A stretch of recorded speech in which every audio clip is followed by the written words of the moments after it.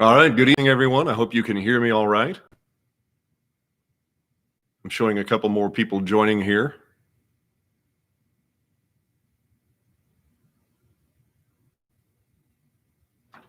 All right, here we go. The sun was not yet up at the farm of John Carter, 4 miles southeast of Browning in northern Linn County, Missouri, when a little girl staggered up to the farmhouse. She walked wearily toward the front door, brushing messy blonde hair from her face and laboring over each step. Her hair, pale, plump cheeks, and clothes were filthy, covered in mud and dud. I'm a little nervous. Mud and dirt and blood and gore. When she finally made it to the front door of the farmhouse, she struggled to knock loudly enough for anyone to hear. When John's wife, Sally Carter, climbed out of bed and went to the door, she was aghast at the sight of the girl. She immediately ushered the child inside and began to tend to her. While cleaning her, she discovered a brutal gash on the girl's forehead. The scene prompted thousands of questions to swirl in the woman's mind, and some of them spilled out upon the child as she cared for her. How had she been injured so? Why was she alone and up at such an early hour? Why was she so dirty and bloody? The girl struggled to answer or to speak at all. When she had finally strung enough broken and barely coherent sentences together, Mrs. Carter couldn't believe the story she heard. The girl, her large, expressive eyes bloodshot from crying, said her parents and siblings were lying dead in a farm field nearby, and she had climbed out of the shallow grave and over the body of her father to look for help. She had staggered down the road in the dark, bloody, cold, wounded, afraid, and alone. Her name was Nellie Meeks. She was 6, and her horrific story would prove to be true, and one of her family's murderers lived next door. This is Show Me Murder. It's quite an intro, don't you think? A little bit about me. Welcome to Show Me Murder. I'm your host, Michael Lear, and I have worked in radio news for 19 years, and for the past 9 years, I've been a tour guide at Missouri State Penitentiary, and I decided to do this podcast because I love history, and it's also a part of my radio background, and I try to approach each case the same way I did the news stories that I covered, and from the perspective of an amateur historian. Now, for their help in this episode, I want to thank Greg O'Rear, the State Historical Society of Missouri, Nate and Barb at the Missouri Legislative Library, where, by the way, I was going to originally read this script live before COVID got in the way, and Michael Murphy with the U.S. House of Representatives Office of the Historian for their help with this episode. Now, if you like what you hear and you want to hear more, please listen, subscribe. Please find me on the various sites where you can find the podcast. I'll get to that in a moment, but we also have, of course, a Twitter, a Facebook, an Instagram, and obviously a YouTube page. So I hope you'll subscribe and keep looking for more content. And I will keep an eye on the text here as much as I can. I couldn't tell by my radio voice. It's funny, on the tours, about 1 out of every 3 tours, somebody will tell me I should work in radio. But let me give you just a little bit more info. This is not going to be quite the way I wanted to do this. Regretfully, I want to be able to post pictures during the live stream. YouTube has stripped some of the tools that I used to use when I used this for my radio news career. So I'm looking for other options for the future, but I also want to keep running up the numbers on my YouTube streams. So I'm hoping in the future I'll be able to do this a little bit differently and be able to show you some images tied to these stories. But I am preparing a website, and I do have my Facebook and my Instagram page. So if you're interested in some of the pictures that go with these stories, please look for more content there. And I am working now on season 2 of Show Me Murder. The first season is only 7 episodes. I say only because, quite frankly, I wanted to do more, but the way I do it is very time consuming. I'm doing it the way I want to do it, but that means a deep dive into court records, newspaper articles, documents, doing live interviews with people that you also can hear when you find the podcast. You can hear those interviews as kind of bonus material to go with each episode. So I'm doing it the way I want to do it, but that takes a lot of time. My goal is to have 10 to 12 episodes in season 2, and I hope to launch that middle of next year. somewhere around that time frame. And there may be some more bonus material coming between here and there, maybe some short stories that don't take as much development between here and there. I'll look for other ways to keep some content coming. But please tell your friends, tell your family. I need all the support I can get, especially if you like what I'm doing. I need more support. And tonight, please, and hi, Melissa, and hi, Tina, and Amy, and Becky, and Marcia. I'll miss a few names if I try and go through them all, and I hope some more are going to be joining us as the night continues. But feel free to type some messages, and periodically I'll glance over at the chat. My script is over here, and the chat's over there, but if I see a question pop up, I'll try to answer it. But do, please, I hope you can stick around at the end of the broadcast tonight, and we'll do some Q&A about this or anything else related to the show that you want to ask about. And so I think with that, let's get back into the story. If one looks at a plat map of Linn County in the latter half of the 1800s, one will see the name Taylor popping up in a number of places. James C. Taylor and his family owned several hundred acres in the region.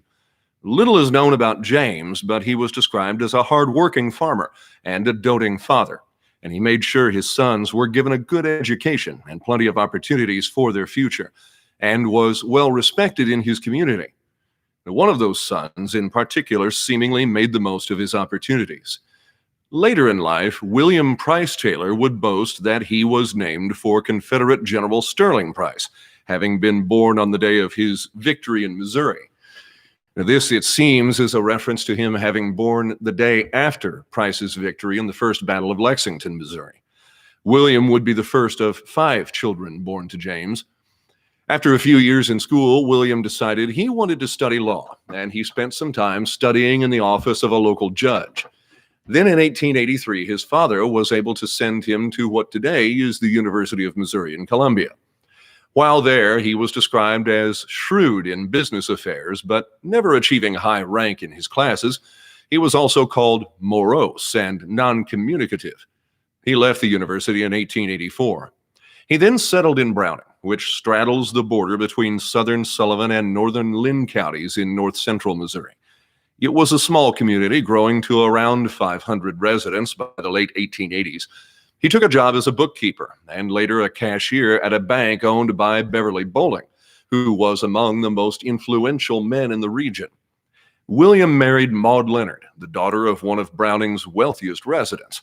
He opened up a law office and began practicing on the side while still working for the bank. He quickly became a well-known and well-liked member of the small community, and in 1888 he was elected to the Missouri House of Representatives. There, he served on committees on criminal jurisprudence, probate law, salaries and fees, and agriculture. His career was short. He only served one 2-year term that included one session. The legislature met every 2 years back then. He proposed 3 bills, none of which passed, but his legislative record was celebrated and described as one to be proud of. By the 1890s, William was said to be worth about $80,000, about $2.3 million in today's money. Accounts say his brother George was more inclined to be wild. He was described as very handsome and having, quote, played havoc among the maidens of Linn County, leaving behind him a trail of stories about his dealings with local women. Of George, the Kansas City Star wrote that he, quote, narrowly escaped several loads of buckshot fired at him by the fathers of susceptible daughters. George studied at the normal school and became a teacher. By the time of the events I'm about to describe, he was in his late 20s and generally described as stoic and gruff.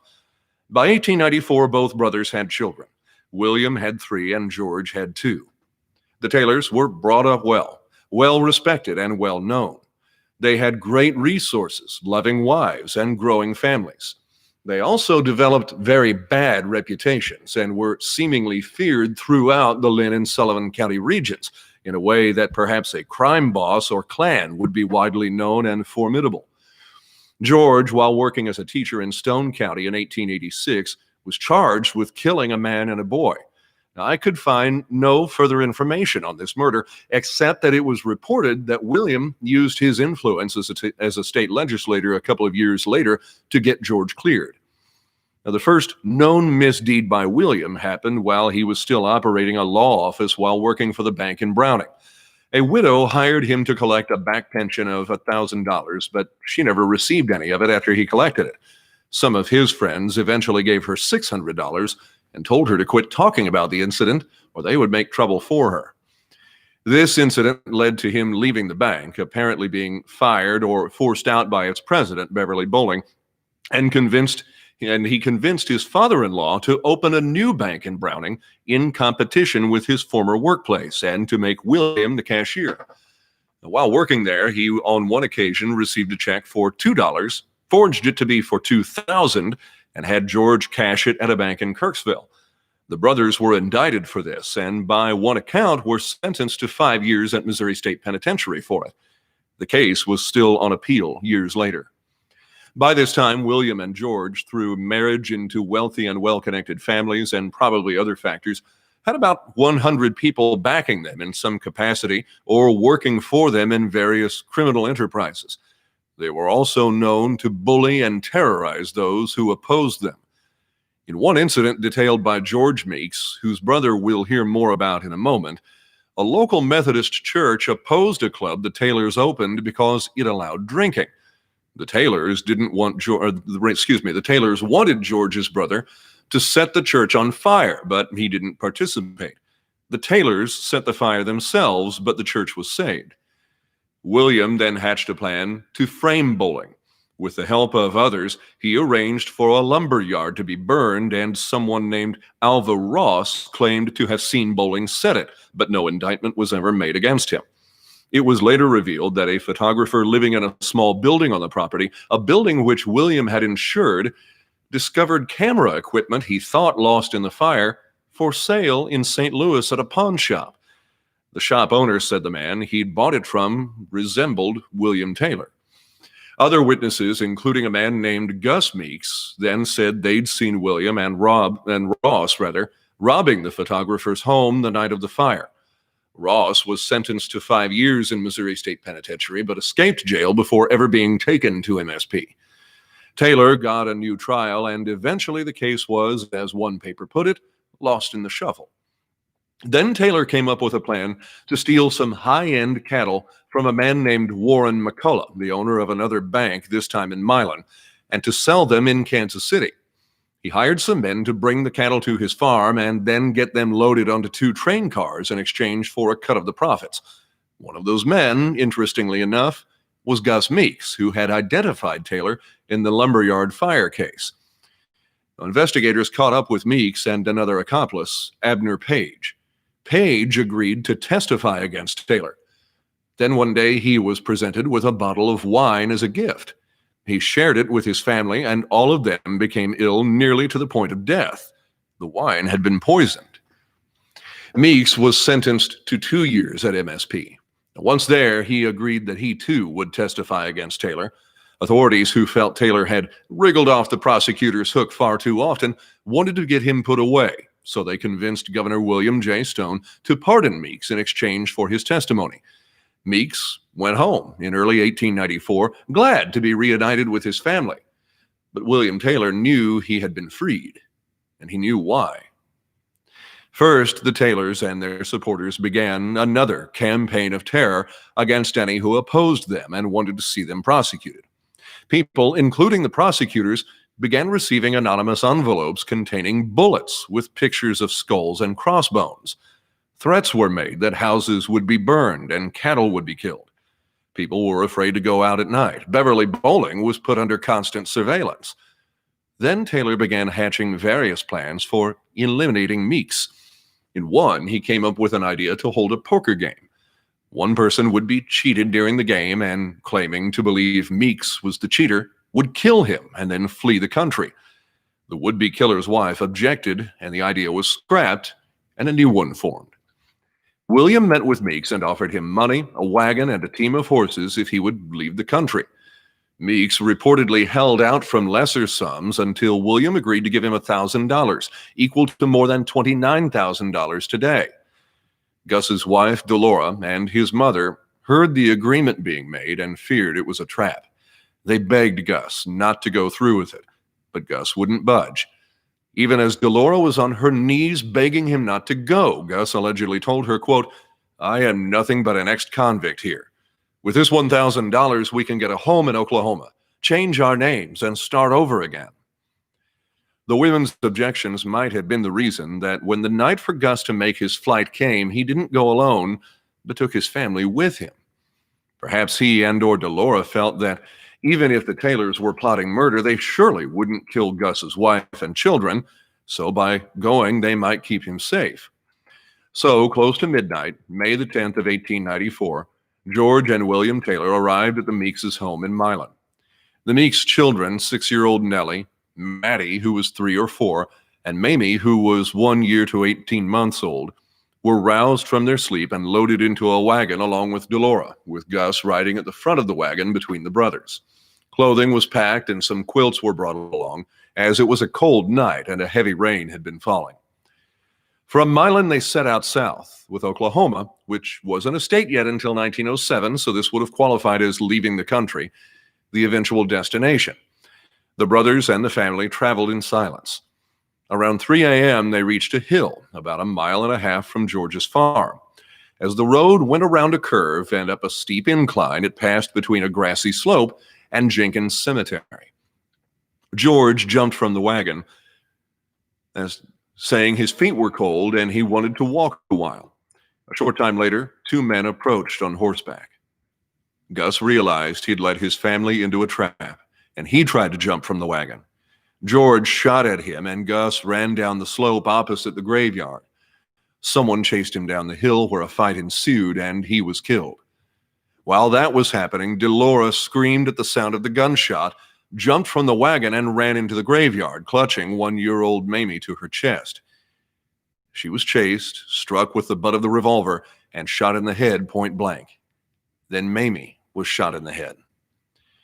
Nellie screamed and was struck in the head by William, causing a gash in her scalp and knocking her out. 4-year-old Hattie was dragged out of the wagon, kicking and screaming, and was struck in the head with a rock before being thrown back in, unconscious. The baby was thrown in the wagon. Then Gus and Delora were dragged back to the road and thrown on top of their children. The Taylors then continued the remainder of the journey to George's farm. The wagon turned into a cornfield and traveled toward the center where George had dug a shallow grave and prepared a haystack. Delora was thrown into the hole, followed by Gus, Hattie, and Mamie. When Nellie fell out of the wagon and came to, she remained still and silent. When Hattie fell out, she also woke up and began crying at the sight of her mother's bloody face. One of the Taylors picked up a stone and crushed the little girl's skull. Then she and Hattie were tossed on top of their parents. William Taylor kicked Nellie in the side, saying, "I guess they're all dead." Nellie said she, quote, "went to sleep" when she was kicked. The Taylors covered the bodies with blankets and then straw, and then set the haystack on fire. They had hoped the bodies would be unrecognizable if they were ever found. They apparently then left the scene, satisfied their work was done. In the cold and the fog, however, the straw was damp and the fire didn't catch. Shortly before daybreak, Nellie woke up again. She had been awakened by the smoldering fire approaching her hand. She sat up and uncovered the face of her mother, but seeing it smeared with blood, she was frightened and covered it back up. Then she remembered everything that had happened. She stayed quiet for a while, and then got up and, seeing a house, started for it. Now, then happened one of the most remarkable things in this story, and there are many, but this one truly stands out. As Nellie made her way to the house, she heard her mother call her back. She returned to the straw pile, but there was no more sound. Puzzled, the little girl uncovered her mother's face again. It was still bloody, cold, and lifeless. She again covered it with straw and then started walking in a different direction across the field. The home she had initially started walking toward was George's home. About that same time, he was busy hitching his horse to a harrow to erase the wagon tracks in his field. If she'd continued toward that house, she would have been killed. If that had happened, not only would she not have survived, but the crime might never have been discovered, or at least it might never have been known how it happened and who did it. Instead, Nellie made her way to the Carter home, about 150 yards southwest of the haystack, where Sally Carter was just beginning her day. Outside her front door, Carter found a crying little girl who was covered with blood, a hole in her head that was plastered with mud and straw. She said, "My little sister is out in the straw stack. Please come out and help me get her out." Nellie went on to say that her father and mother and little sisters were down in the straw stack. Now, there were no other adults home, so Carter finally asked 10-year-old Jimmy Carter, most often referred to as her son but sometimes her nephew, to go to the stack and see what was wrong. She could see the stack from her lot and watched as he went to investigate. On the way to the stack, Jimmy met George Taylor, who was in the process of harrowing the tracks his wagon had made the night before. Jimmy told him what Nellie had said. Taylor asked whether Nellie had said that her parents were dead, and when Jimmy said yes, Taylor saddled a horse and took off at a hard gallop toward Browning to tell his brother, William. Jimmy returned to his mother, who then sent him back to the stack with Nellie. She showed him the bodies of her family, and then he told the neighbors. Locals flocked to the field to see the Meeks family's bodies, 5 of them. Witnesses discovered that Delora had been pregnant and had aborted the fetus when she was murdered. In the next few days, word of the crime spread rapidly. Newspapers nationwide carried the story. The brutality of the crime, the fact that children had been among the victims, and the well-to-do nature of the primary suspects thrust it into the forefront of public opinion. I don't believe it's an exaggeration to say this was the O.J. Simpson case of its day, and it was followed and covered to the same extent relative to the technology and methods of the time. It was so well known that papers made comparisons to it when covering other murders. When a woman and 2 of her young children were found murdered in Richmond in 1896, the crime was said to, quote, rival that of the Meeks family in Linn County 2 years ago. 3 years later, a woman and 4 children were killed in Dexter, and a Cape Girardeau paper called it one of the foulest crimes ever in the state, and, quote, one that has a counterpart in the Meeks murder several years ago. Immediately after the bodies were found, posses were sent in multiple directions to find the Taylors. It was learned that George had gone to Browning to the bank where William would be working. The 2 then rode north out of town at a hard gallop. Reports of the next few days were that after leaving Browning, the Taylors turned around and went to their father's home about 3.5 miles southeast of town. A posse surrounded his home, but the brothers were already gone. They hadn't been there long and abandoned their horses before riding into the woods. They then went to the home of George Leonard, a brother-in-law of Williams. George said they had asked for horses but were turned away. Now, he later told a reporter he had no doubt they were guilty, but didn't know where they were. A posse near the Leonard home spotted the Taylors fleeing a cave in the night and followed them to where a horse had been stolen. The horse returned a few hours later. A massive manhunt was on. While the Taylors ran, 2 people were arrested almost immediately for the murders. George Howlett was identified only as being from Linn County, and Sharon McCullough, that's a guy named Sharon, were apparently thought to be the other 2 horsemen who appeared that night on the road near the cemetery. Curiously, there is no mention that either of these men or anybody else were ever prosecuted, and both all but fell off the map after their initial arrest. Now, Sharon McCullough was arrested again a few months later for attempting to bribe witnesses in the original cattle theft case against the Taylors, but there is no indication he was ever charged in connection with the murders. Interestingly enough, Sharon was the brother of Warren McCullough, who you might remember was the wealthy farmer and president of the bank in Milan whose cattle were stolen in the scheme. Both were members of a prominent family which owned a great deal of land in Sullivan County. Hundreds of people joined the search for the Taylors, thousands if the newspaper accounts can be believed. Authorities from numerous counties were joined by hundreds of townspeople, detectives from St. Louis, and U.S. Marshals from Kansas City. It was widely expected that if caught, the Taylors would be lynched.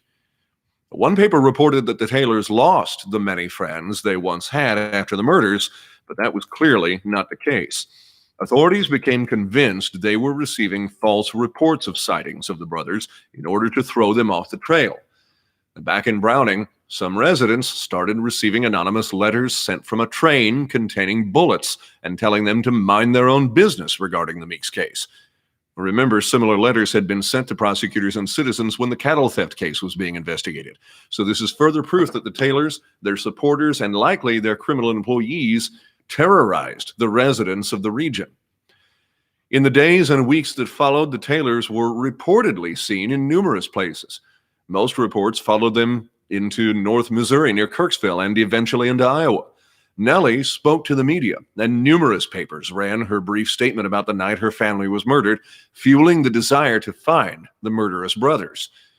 Newspapers also sensed that the public was clamoring for any information on the case and padded their articles with wild speculation and sensationalism. One reported that Gus Meeks' mother would be arrested on the claim that she was spending money given to her by William Taylor to keep her quiet about where her family and the brothers had been going the night they left. Coverage reached a fever pitch. The story was national and even international news.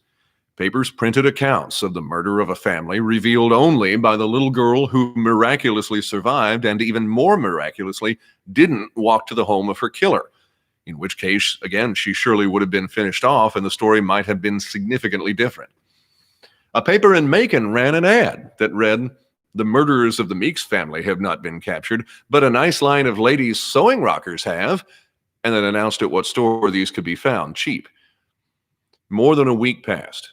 A $200 reward offered the morning of the murders grew to $3,000, and that would be more than $87,000 today. A Brookfield man reportedly offered $200 specifically if the Taylors were killed upon being found.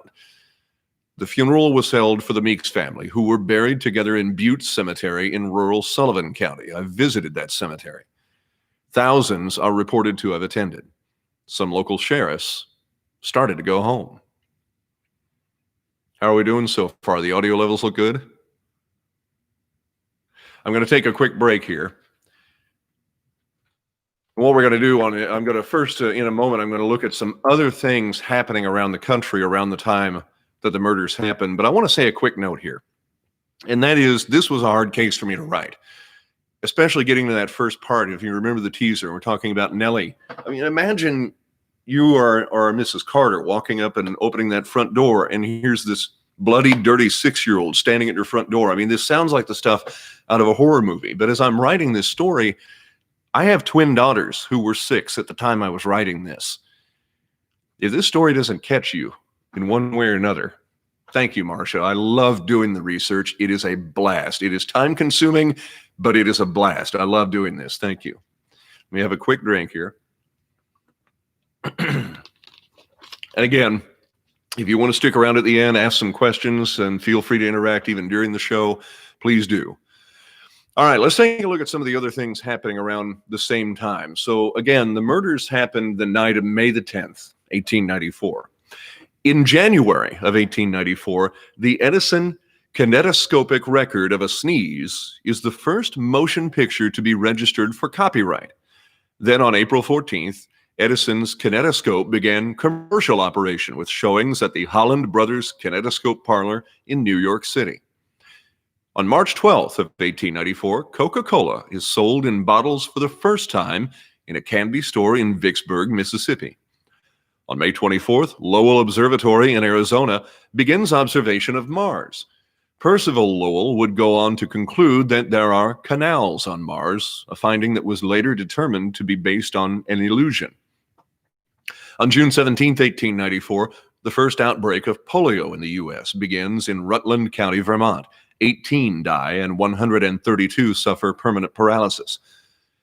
On June 30th, London's famous Tower Bridge opens. The bridge crosses the River Thames near the Tower of London and should not be confused with the London Bridge of the song. And on August 22nd, Mahatma Gandhi formed the Natal Indian Congress in an effort to fight discrimination against Indian traders in Natal. I got to admit, I didn't realize Mahatma Gandhi was already active in the 1890s. Probably should have. All right, I hope you use that as your chance to fill up your wine glass and refill a bowl of popcorn, pop another bag. We're about to get back into the story. The Taylors eluded capture for more than a month. When they were caught, it became clear how far off the searches in North Missouri and Iowa had been. They were caught in Buffalo City, Arkansas, more than 300 miles south of Browning. They were caught by Jerry South, a member of the Arkansas state legislature, who was on his way to the Democratic State Convention. He had recognized them from a reward poster. South later said that he determined it was the Taylors by engaging some locals in a political discussion and bringing up banking-related topics. Then he lured William Taylor into the discussion. Taylor spoke with such knowledge of banking practices, South was sure it was him. By the way, I'm going to pause here for a second. I told you I added some bonus material to the script tonight. Some of what I added is more detail about South later in the story. He turns out to be quite a character. So stick around for that here in a few minutes. Now, South borrowed a double-barreled shotgun from a storekeeper and approached the Taylors, asking if that is indeed who they were. William started to go for his pistol, but South had the draw on them, and they admitted their identities and gave themselves up, handing over their guns. South then went to the convention and took the Taylors with him. These are two men newspapers had reported as saying they wouldn't be taken alive. He took them along as guests. He did at least lock them in his room and have a local authority guard them, even stepping out one night to visit his sweetheart while they were in custody. Excuse me. The Taylors spoke to a newspaper reporter in Arkansas, telling him that they were completely innocent and had run because they had heard after the Meeks bodies were found that they were suspects and likely to be lynched. They said they, quote, would not like to say who killed the Meeks family if they knew, adding that they had heard some, quote, important facts or circumstances, rather, since leaving Browning. In further interviews, the Taylors claimed they had been about to return to Missouri anyway, anxious to prove their innocence. They also praised South for how he had treated them, saying they hoped he would get the reward for their capture. He did, by the way. The reporter in Arkansas, impressed with their appearance and demeanor, believed them, openly telling them they didn't look like, quote, human butchers, and writing that his own faith in innocence was shaken if these, quote, intelligent, refined, educated young men could possibly be guilty of the cold, deliberate murder of women and children. The Taylors volunteered to return to Missouri without extradition papers, and South brought them through St. Louis, where they were finally put in handcuffs, to Macon. They were rushed out of the jail there at the news that a group of armed men was coming by train to lynch them. Similar threats had kept authorities from taking them to Brookfield in Linn County. Eventually, they were taken to St. Joseph for safekeeping. When they were caught, the Taylors said they looked forward to paying bond and seeing their families, but they would spend the next few months in jail, mostly in Kansas City, due to the continued concern of being lynched. If they had been released, it's almost a certainty they couldn't have returned home. Reporters and others told them that there was a strong public sentiment against them, especially in Linn and Sullivan counties, and it was unlikely they would be allowed to live if they returned, at least not peacefully. Not everyone in their families wanted to see them. William Taylor's wife was reported 10 days after the murders as saying, quote, I never again want to see my husband dead or alive, for I believe him guilty of all he is charged. The Taylors would go to trial in Carrollton, March 27, 1895, not quite a year after the Meeks family was murdered. Now, drawing another comparison to the O.J. Simpson case, they used their extensive financial resources to pull together an impressive defensive dream team. At least 6 different people represented the Taylors at various times. The roster included a former state representative, a former state senator, a former lieutenant governor, and the lead attorney was a celebrated former congressman and Union General John B. Hale. That former lieutenant governor, Charles Philip Johnson, was paid $20,000, more than $618,000 today. Now, by the time the case went to trial, dozens of papers were reporting on it, either by carrying reports from local papers or sending their own reporters. The Kansas City Star was one of those who sent a man to the Jackson County Jail to speak to the Taylors the day before the trial began. The headline read, "The Taylors talk coolly," and they did. They were laughing and joking with their attorneys when the reporter arrived. This reporter, too, commented on how the Taylors didn't fit the traditional image of murderers, let alone people capable of killing women and children. The brothers blamed the newspaper coverage for the public sentiment against them and claimed that things had been written about them that were false. They said with bravado that they were confident they would be acquitted if they just had a fair jury, and said the trial would eliminate public prejudice against them. Nellie Meeks was talking to the media too, including an interview with the Star that was published the day the trial began. Nellie was in the care of the Sullivan County prosecutor, B.F. Pierce, who was her lawful guardian in the months following the murders. As was the case with others in Linn and Sullivan County, Nellie was the target of death threats from Taylor supporters. The Pierces learned of one such threat upon arriving in Carrollton, when they got a letter saying someone had offered to pay a man $10,000 to make away with the girl. A few days later during the trial, one of the Taylor's brothers, Arthur, showed up briefly at the boarding house where she was staying. It was feared he was looking to harm her. Nellie, now 7, told the reporter confidently that William and George had murdered her family, adding, "Don't you think I know Bill Taylor? I've drunk beer out of his glass many a time." It was explained that Nellie's father had run a saloon for William in Browning. William Taylor's children and Nellie had been playmates. Let that sink in for a minute. The children he participated in murdering by bashing in their skulls had even days before been playing with his own children. Nellie initially ran from the room when asked whether she remembered the murders. This could have been for any number of reasons, but almost certainly one of them was that the Pierces had forbade her to talk about it to anyone as part of their effort to protect them from the Taylor's supporters. The Pierces were also afraid that talking about it too much might cause her to brood over it and that her mind would be affected. Mrs. Pierce coaxed her to come back and talk to the reporter.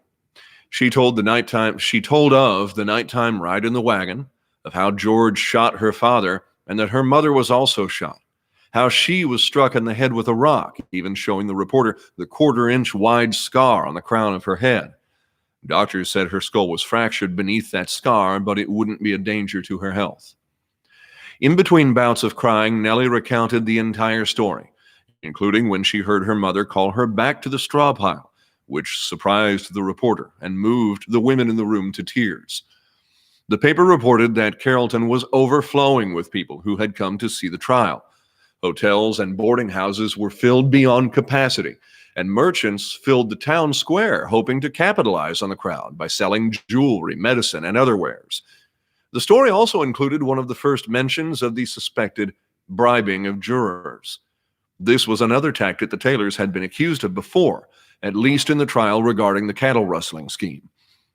All sorts of rumors floating about the streets, read the article, not the least of which among them that men drawn on the jury panel have been approached with offers of money by representatives of the Taylors. Going into the trial, the defense team said it would produce 50 or more witnesses who could establish an alibi for the brothers.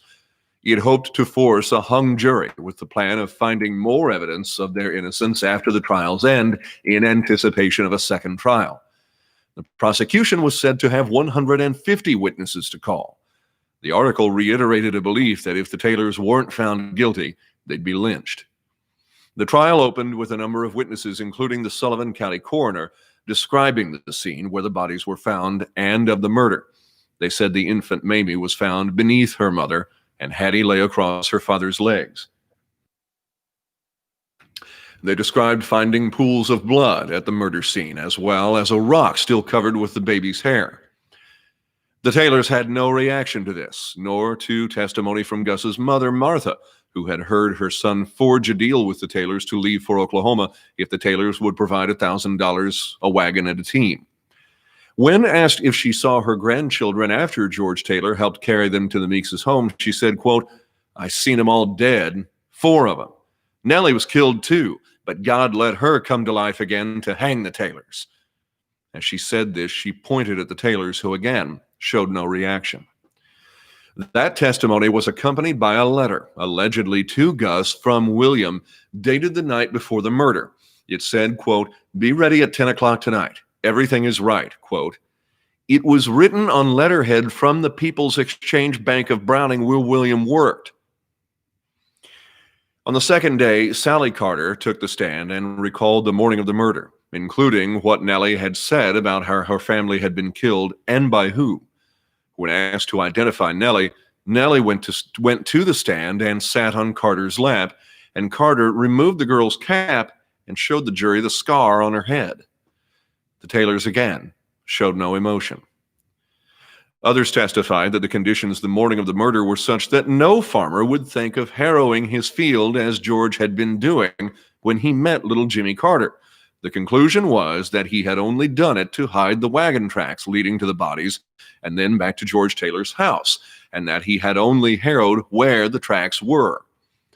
Several testified that they saw fresh blood stains in the Taylors' wagon the morning of the murder. By the time of the trial, however, the bed of the wagon had been burned, by some accounts only in the allegedly blood-stained spots. The Taylors' father testified that this was the result of grandchildren playing with matches, but on another occasion, he said it was caused by a kettle used during the killing of hogs.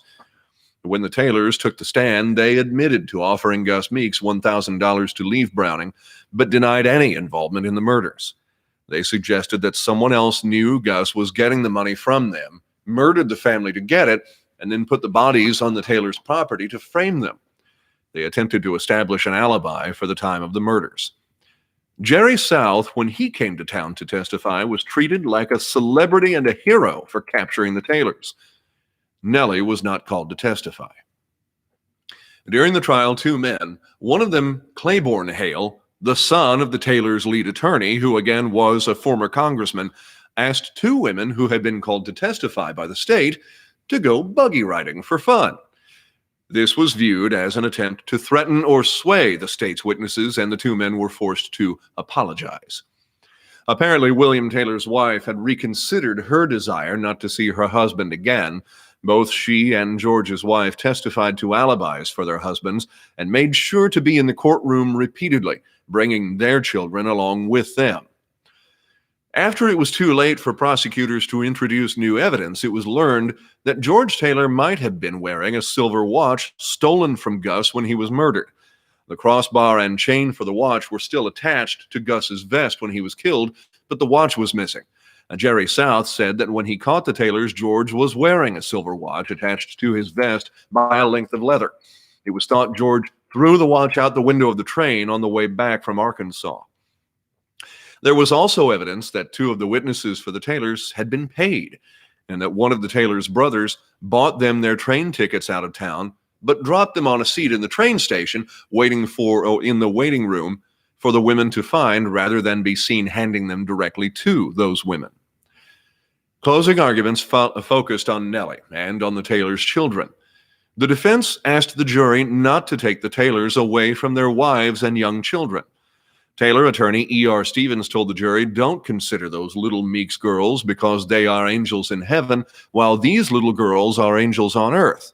And it's better to be angels in heaven than angels on earth.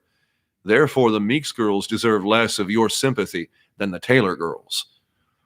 The lead prosecutor asked the jury to think of Nellie, left without a family, and of the morning she walked to the Carter home crying and covered in mud and the blood and other remnants of herself and her family.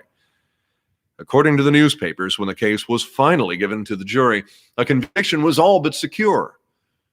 But then a couple of days went by. The jury was deadlocking. Reports and rumors began to resurface that one or more of the jurors had been bribed. It was then learned that the jury foreman had a distant connection to the Taylors. One of his nieces married one of their cousins. Another man on the jury owned a farm that was mortgaged by one of the Taylors' attorneys, but that attorney hadn't been retained until it was learned that the man was on the jury. After 3 days, the jury reported to the judge it could not reach a verdict. The trial had ended in a hung jury. The general response among the public was outrage. While many conceded that much of the evidence against the Taylors was circumstantial, the overall case against them was generally considered to have been strong, while the defense's argument during the trial had been pathetic. Papers openly called for a speedy retrial of the brothers. There was more open speculation that the Taylors would be lynched. The rumors of jury tampering proved to be true. A grand jury was called to investigate those rumors, and by May 9th, less than a month after the trial had ended, several, some accounts 5, some 3, indictments were handed down.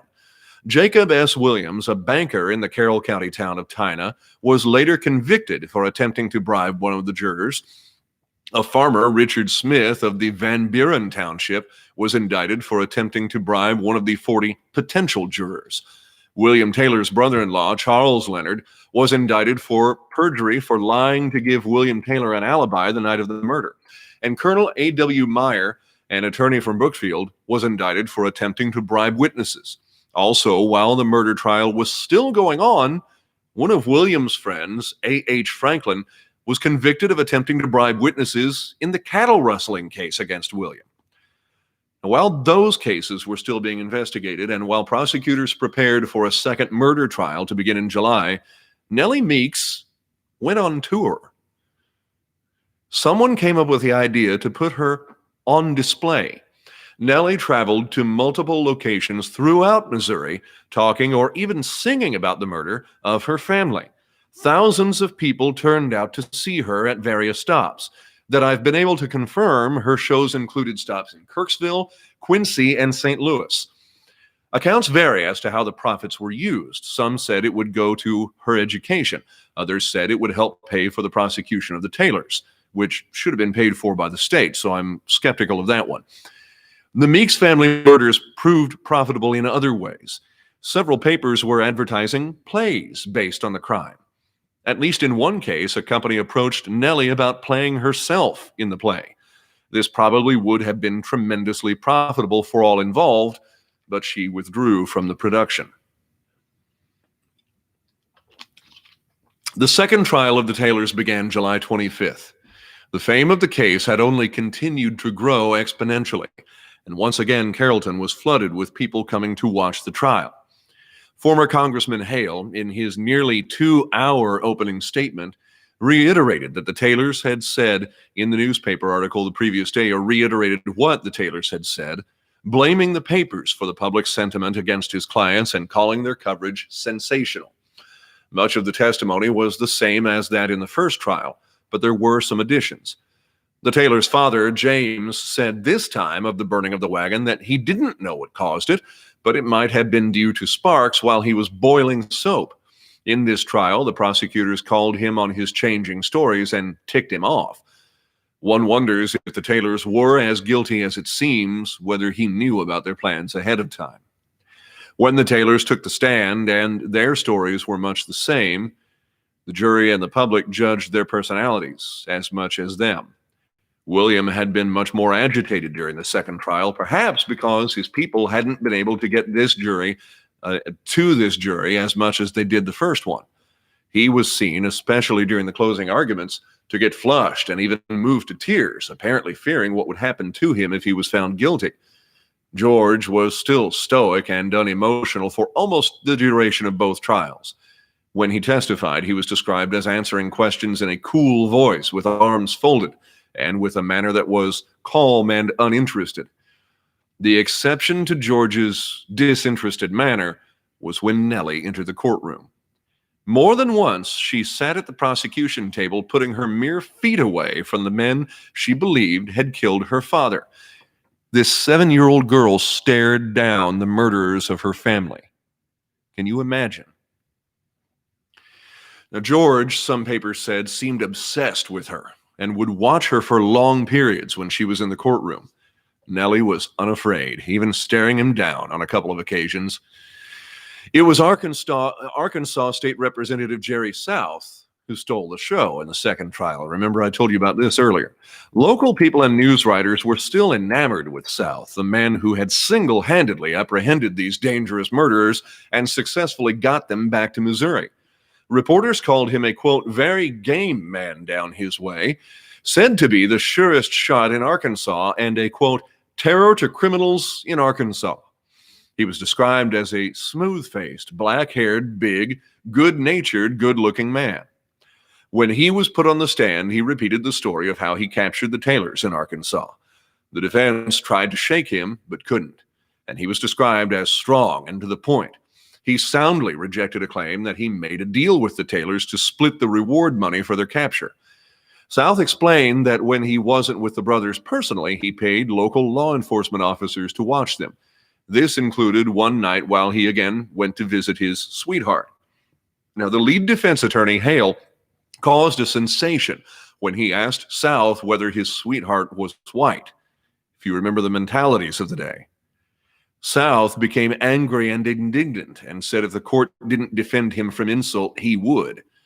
Hale said he would not be intimidated by a witness, and South said he wouldn't be intimidated by an attorney. Hale asked South,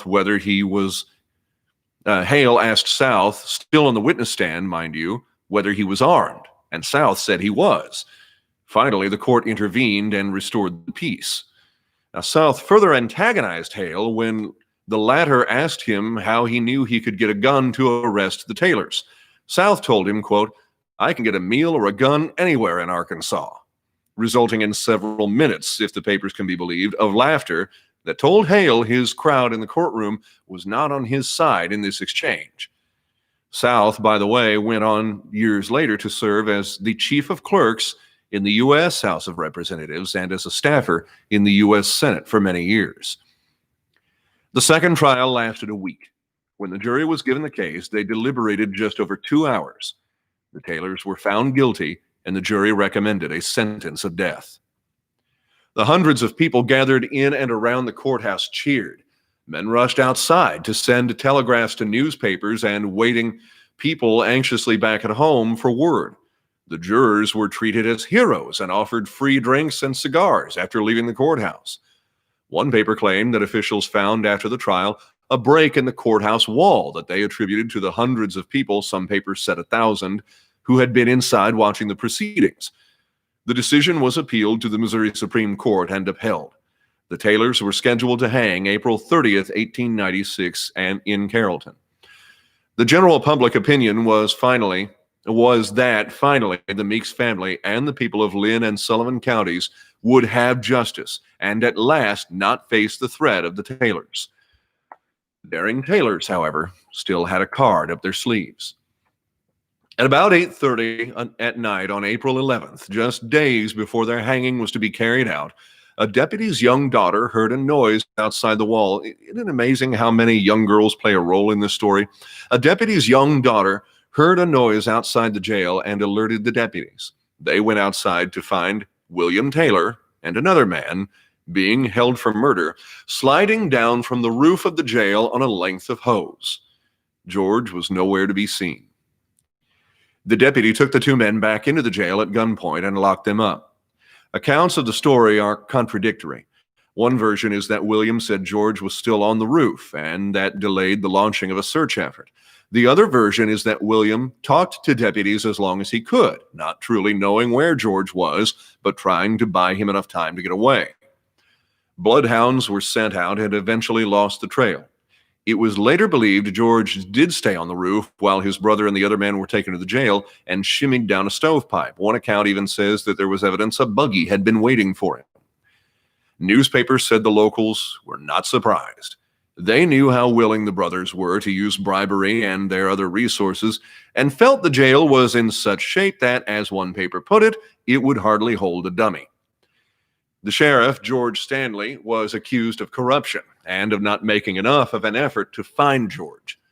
In fact, the Taylors had planned several escape attempts. In one, they attempted to bribe a guard, asking him if, rather than make $30 a month, he would like to know how to make counterfeit gold and silver coins and have an experienced partner to help push the business. The guard pretended to be interested until he had further evidence and then revealed the plot to the sheriff. Letters the brothers sent to family and friends revealed another attempt. The sheriff discovered messages written on the backs of the letters using something that was invisible until heated. Those messages detailed a developing escape plan.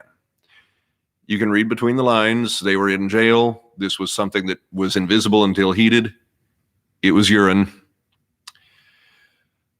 When the sheriff confronted the brothers, he discovered a saw, a file, a brace, a drill, and a knife that had been smuggled into them. Another article makes mention of a Taylor escape plan that would have included killing guards and deputies. Here began one of the lingering legends of the Taylor case, George Taylor sightings. Just as people reported seeing Elvis and Marilyn Monroe years after their reported deaths, people began citing George Taylor all over the place after his escape.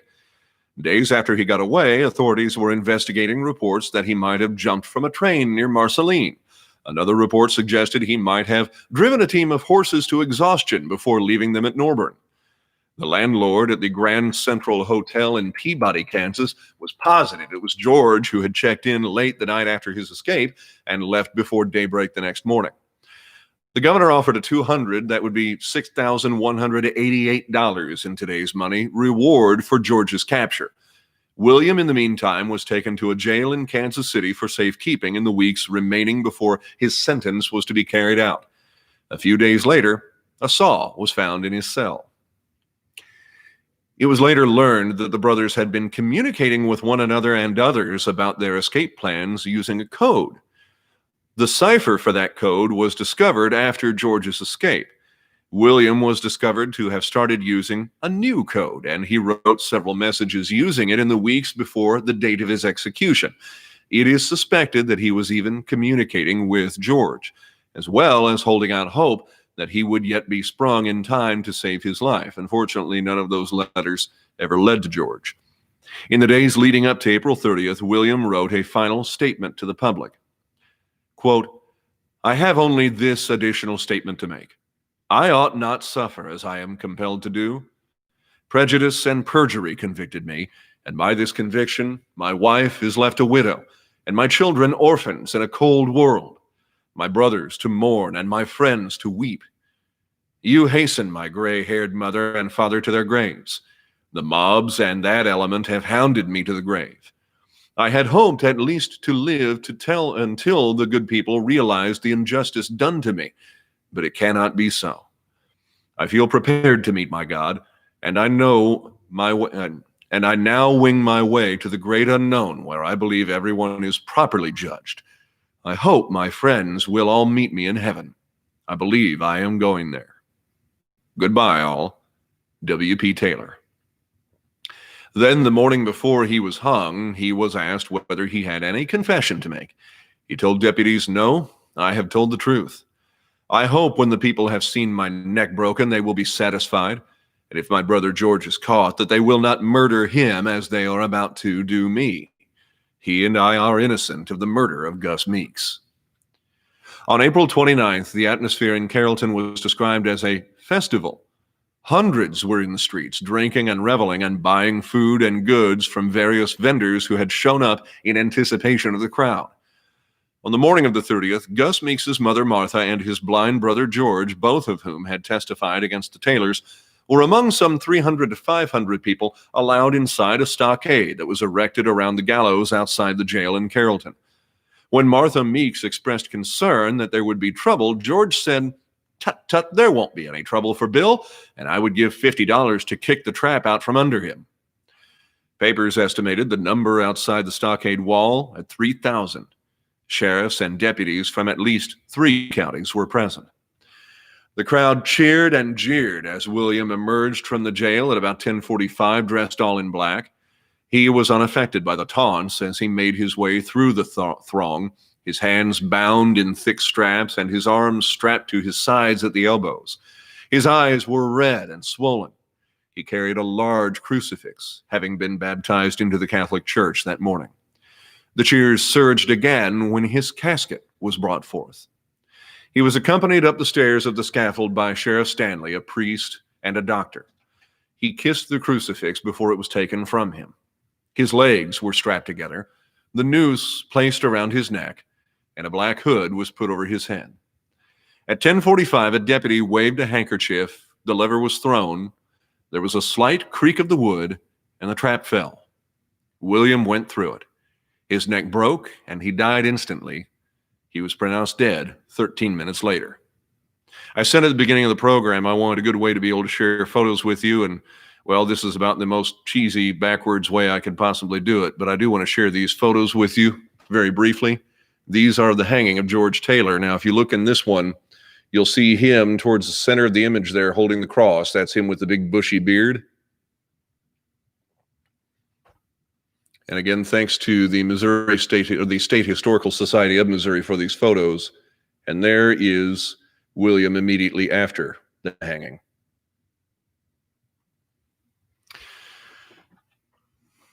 Gus's mother stood near the scaffold and nearly fainted. Alongside were 12 women, members of the local Catholic congregation, who helped the priest administer to William at the jail and hold a high mass for him before the execution. They knelt and prayed while Taylor was hung. According to one paper, this marked the first time in state history women were permitted to witness an execution. William's wife and family were not there and did not visit him the night before. His body was taken down and placed in a $250 steel casket trimmed with silver, and the next day he was buried. Some reports put him in Yount Cemetery in Linn County. There is a William Taylor there.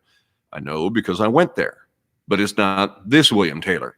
He was actually buried in Carrollton in St. Mary's Cemetery, likely to keep those in Linn and Sullivan counties from vandalizing his grave. And I did go there as well and confirmed his stone is there.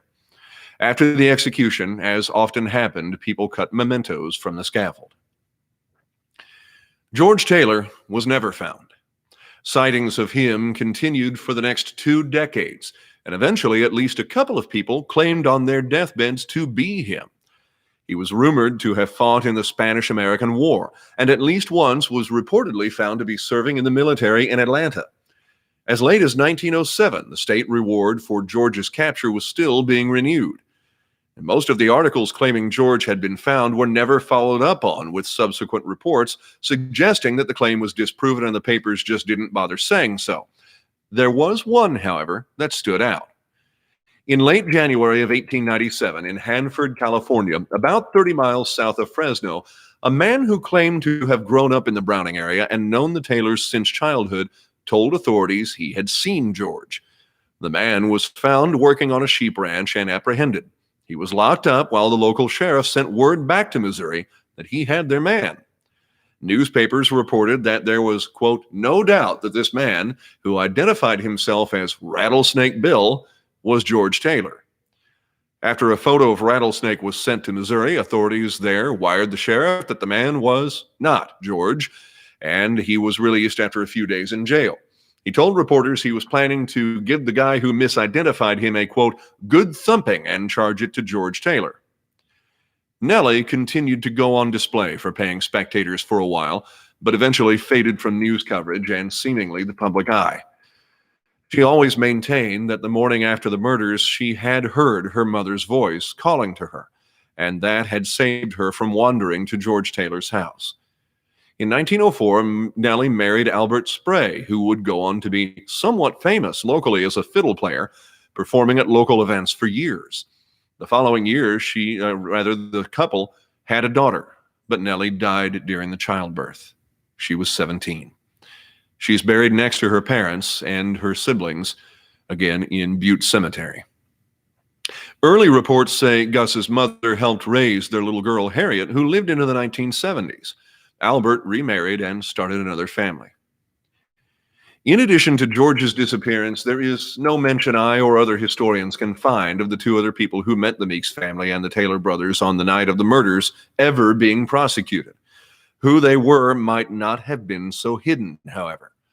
After William was hung, Gus's mother indicated that Nellie heard the names of the other 2 men said that night, but she nor Nellie would say who they were out of fear of the Taylors' supporters and the fact that George was on the loose.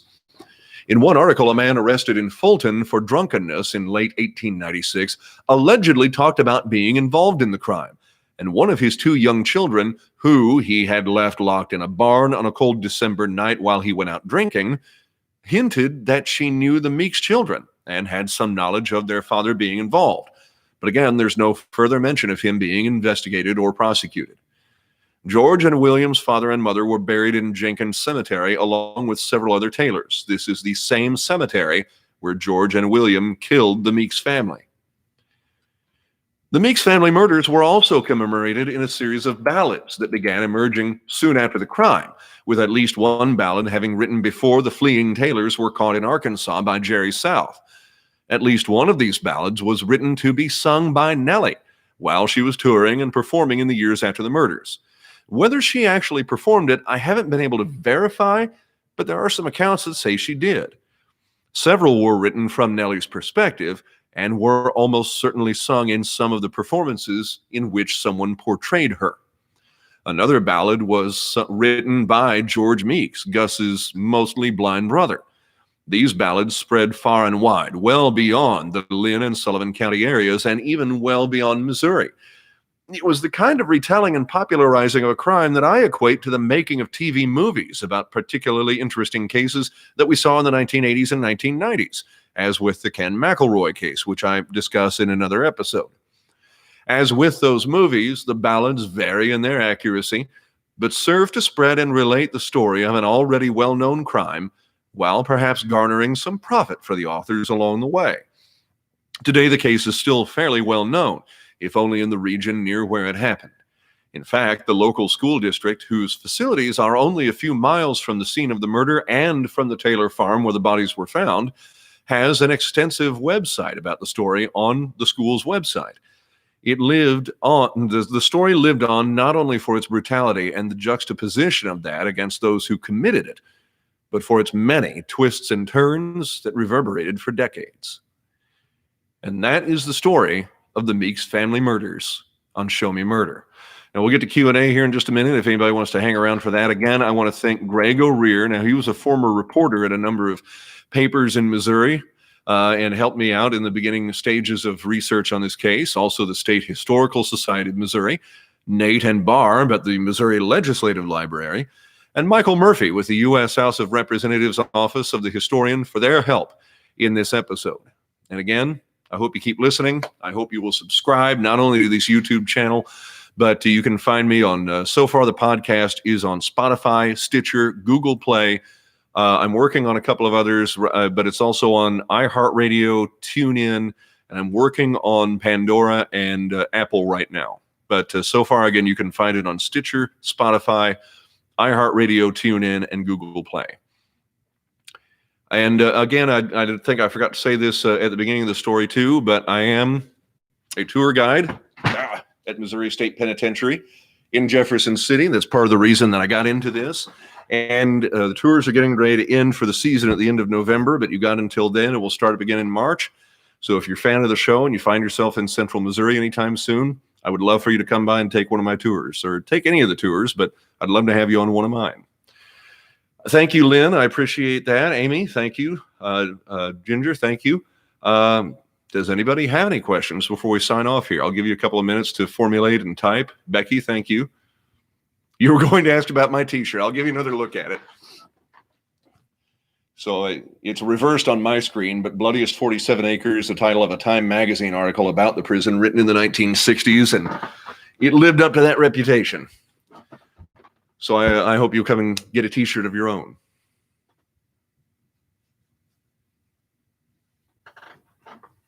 Well, thank you, Amy. I appreciate that. Yeah, Amy, it was really a sad story. And as I said, having 6-year-old twins at the time that I wrote this story, it was hard for me not to, how do you not envision this little girl? I mean, it really is like the beginning of a horror movie. She wakes up with her dead family all around her. It's pitch black, and I don't know if the moon was out that night, but it's pitch black that night. She wakes up with her dead family all around her, walks up the road, has to tell people her story, but then goes on to have the bravery to stare down George and William multiple times in the courtroom. What an amazing little girl is, I try to keep my language fairly clean on these live reads and on the podcast, but there's a reason I use the hashtag badass women when I'm talking about Nellie. What an amazing little girl. But as a father of little girls, and especially having 2 6-year-olds at the time I wrote this, to picture one of them having to go through that is just, centering that's probably a good idea to go center yourself. What do I think happened to George? There are, like I said, there are a few suggestions that he did serve in the Spanish-American War, and again, it was never confirmed one way or the other that whether that was the case, but there's some indication that he may have wound up there. I found a couple of compelling newspaper articles One of them out of Arizona. As I said, there were several people who claimed at one time or another on their deathbed to be him. And so it makes me think that while that particular story may not have been the one, what happened in that story could very well have become true, that the guy in this article from Arizona basically lived on the outskirts of a town in the woods as a hermit for years.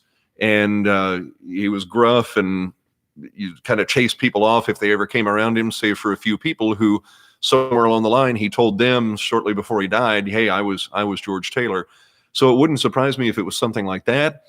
But, with his resources, he may have been able to get out of the country and go live out the rest of his life somewhere. I mean, especially this idea that, remember, it's amazing to me to think of the Taylors as this kind of crime family with these hundreds of supporters and what today would be the equivalent of millions of dollars at their disposal. So it's very easy for me to imagine that there was a buggy waiting for him that night and that he was able to hop in it right away, and who knows where he went. So I really don't have a good idea what happened to him.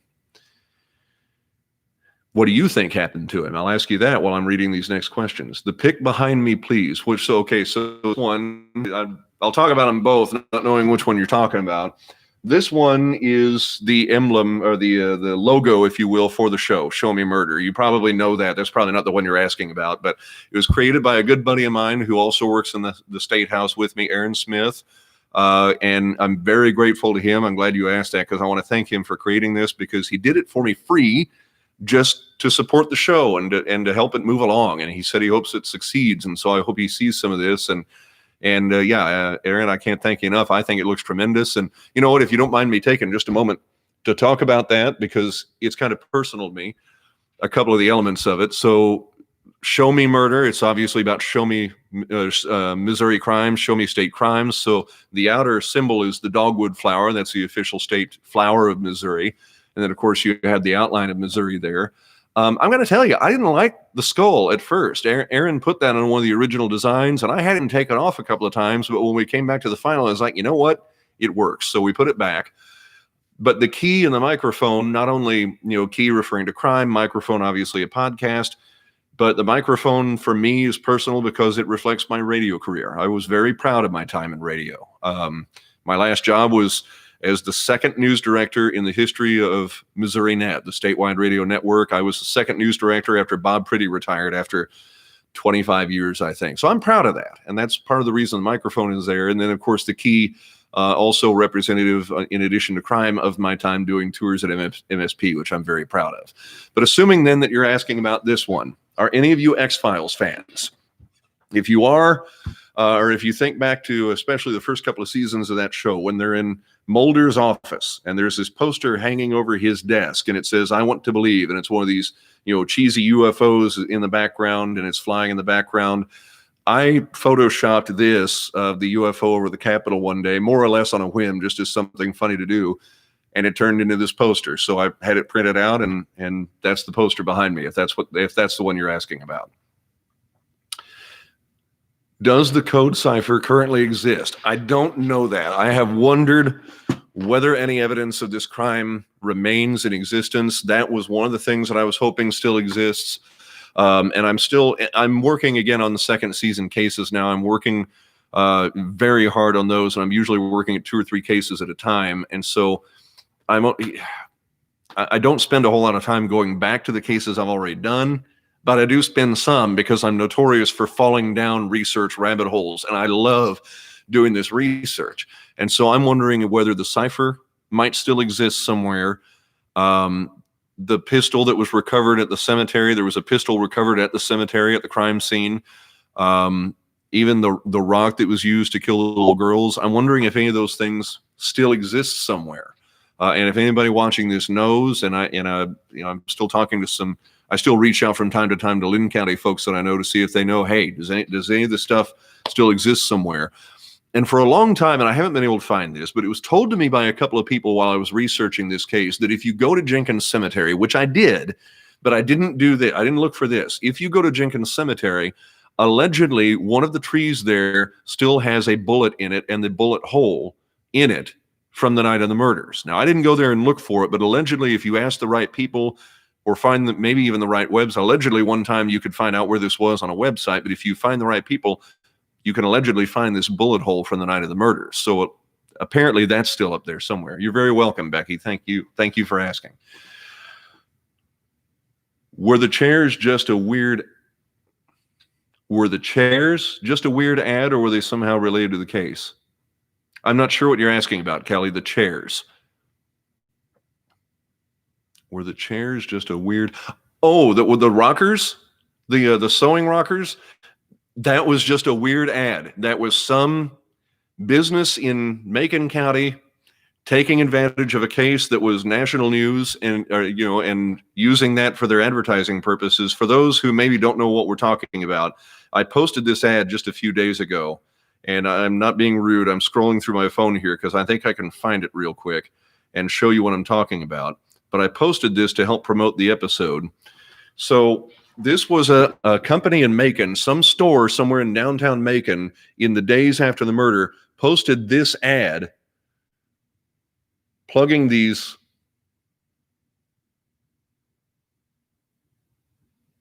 rockers that they had gotten just to utilize, just to draw on the attention of the murders and help sell this stuff that they had in their store. And you know what? I got to say, 150 years later, when I'm researching this case, it worked, because when I was searching for Meeks in old newspapers, that was one of the articles that came up. So whatever else you want to say about it, it worked. But yeah, it had nothing to do with the murders.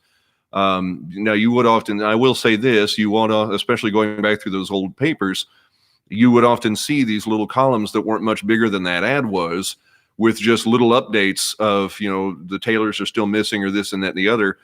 Sometimes it was just to fill space. So it looked for all the world like another story, another news item about the Meeks, until you actually read it to see what it had to say. So, I mean, whatever it was an effective tactic based on the printing style of the day, that it looked like a story until you'd already read it and realized it wasn't. So whatever else it was, it worked. But yeah, super weird. I would have to agree. Yeah, Amy, that's truly sad to me, that Nellie did die at 17 after everything that she went through. It just seems so empty for her to have died at the age of 17 after everything that she went through, everything that she survived, and this clearly incredible young woman that she was, to have gone through everything. You're right. I think that that's tremendously sad that she died at the age of 17. While you all are still sitting there, while we're talking about that, I will tell you that, again, I did go visit their graves and in Butte Cemetery, and it's a very rural location. It's very hard to find, but thankfully today we have things like GPS and whatnot that can help us do that. But I've got a couple of different cemeteries here. So this is a shot taken back from a distance. So when the family was buried, somebody paid to put up that large marker there with the names of all the family on it, and I'll blow that up here in just a minute. But Hattie and Mamie, the two children, have separate markers there off to the side, those two smaller markers. But my understanding is that the family was buried completely, buried all together. But here's a bigger shot of that tombstone, and it was pretty sobering to go there. I did spend a few minutes and just kind of gave my condolences to this family. And I'm blanking on his name here in just this moment. I'll scroll back up. But of course, Nellie is buried just a few feet away from their family, as I said a few minutes ago, and I'll show you that headstone in just a moment. And then her husband, Albert Spray, is also buried in Butte Cemetery, and I visited his grave as well. And it's very hard to read, quite honestly, but this is Nellie's headstone that's just a few feet as you're facing them to the right of the rest of the family's headstones. But those are in Butte Cemetery, as I said, up in Sullivan County. And it actually took me a long time to find Yount Cemetery, where William was allegedly buried. And it's just it's a small, basically family cemetery up in a very rural part of Linn County. I don't think it even showed up on a map. I don't remember now how, honestly, I found it, but I did. And when we went there is a William Taylor buried there. And I think that's where, because of the newspaper reporting at the time, he was going to be buried in Yount. And I think that was the original plan, was to bury him in Yount. And now today there's a William Taylor there. So if you go on, I think it was Find a Grave and other websites, they say William Taylor is there. There's a William Taylor, but it's not the same one. This is his marker that is in the cemetery in Carrollton. And it was kind of stunning to me. It was such an elaborate marker. I wonder when it was put up. It doesn't look like it was, from 1896. It looks like it was put up somewhere further down the line. But then, as I said, if you go to Jenkins Cemetery, where the murders actually happened, the Taylors had an extensive family. And it's very easy for me to imagine that even with his reputation and even having committed the murders, that somebody somewhere along the line wanted to see him have a better headstone than what he may have started off with. Or maybe even at the time, they expended some of the family's fortune to give him this elaborate headstone in spite of what he was accused of. And it's curious to me along those lines to say that his wife did not go to the hanging, and before the trial said she wanted nothing to do with him, but somewhere in the middle there she did. So I kind of wonder where she fell on that spectrum by the time all was said and done. By the way, this is a photo here of Jenkins Cemetery where I did go visit that. And again, the Taylors have numerous family members. George and William's mother and father are both buried there. And I don't have it on my phone right at this moment, but somewhere I've got a picture of what turned out to be their father's headstone. I did not know at the time that it was their father's headstone I was taking a picture of, but I thought it might be. And this is where, and I'm trying to get my bearings here. So this is Jenkins Cemetery where the road splits. This would have been where, and as you're looking to this side of the image, you can see the cemetery up there. That's where the road starts to split and go around a curve. I think that is the curve mentioned in the accounts of them going around this bend.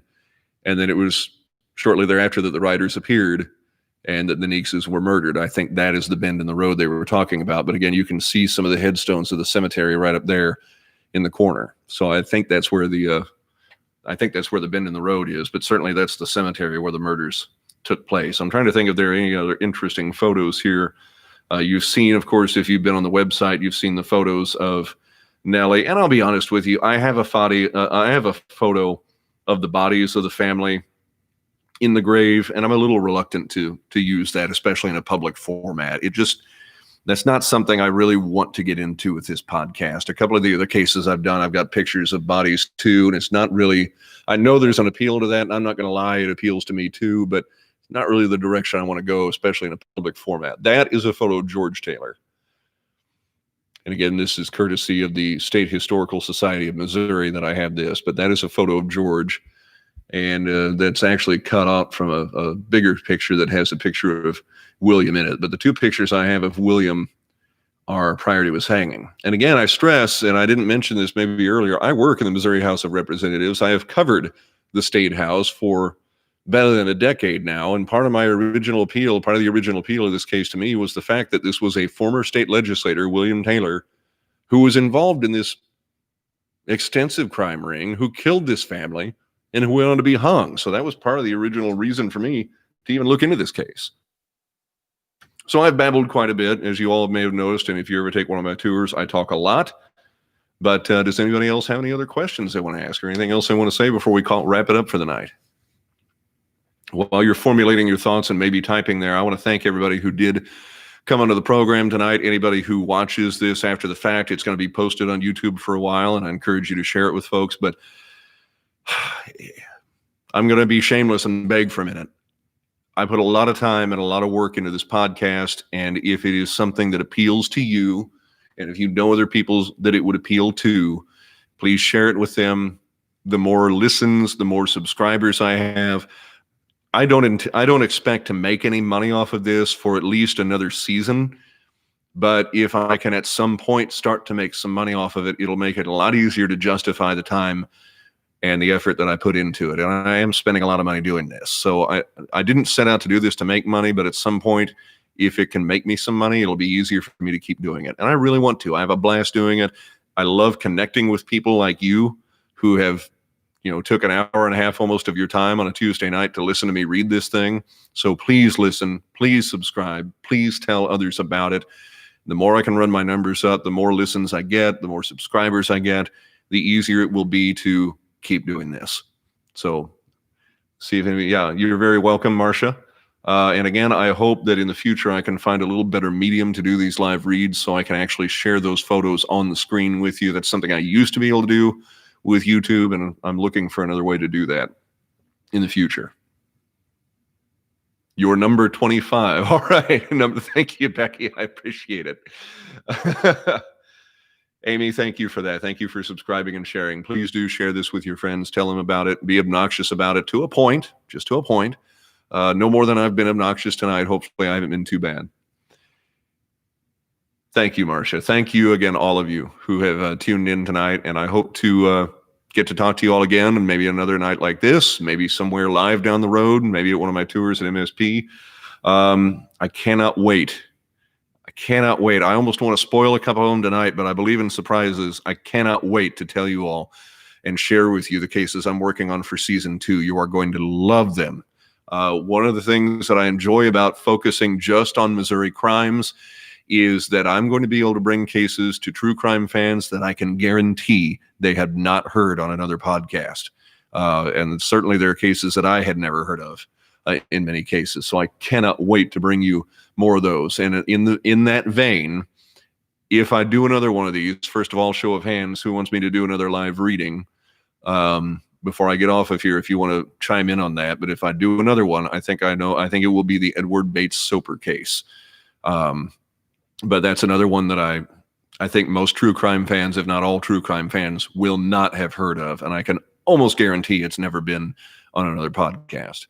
So if I do another one of these, maybe here in another month or so, that will probably be it. But even though you've heard the Meeks story tonight, please listen to the podcast just so I can get one more listen and run those numbers up. Please do that with the other ones as well. Oh, and last note, I am trying to expound on these stories and on the social issues that they raise.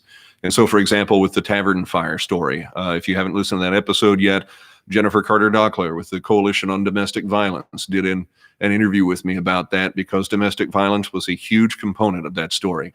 Look for more of that in season 2. But if those issues are important to you, or if you just want to be able to dig deeper into these cases, those side interviews, I think you would really enjoy them. All right, I'm just about ready to sign off. Again, thank you all so much. Please find me on Spotify, Stitcher, TuneIn, iHeartRadio, Google Play, and please find the show too on Facebook, on Instagram, and on Twitter. Follow me on there. Feel free to keep interacting with me on there. I want to throw some questions out to fans, and I hope you'll respond to them. I want to get some real back and forth going with you. And if you haven't already, please subscribe to this channel. Thank you all. Have a great rest of your night.